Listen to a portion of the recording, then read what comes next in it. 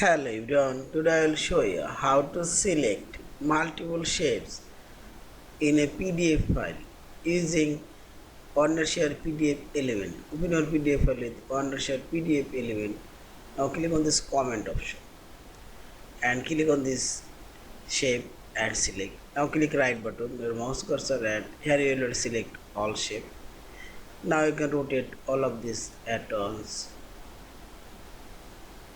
Also you can move and copy all of them at once and so on.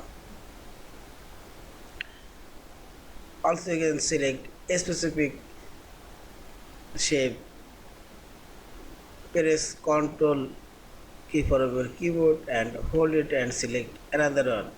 In this way you can select a specific shapes on your PDF file. Thank you for watching. Please subscribe, like, share and comment.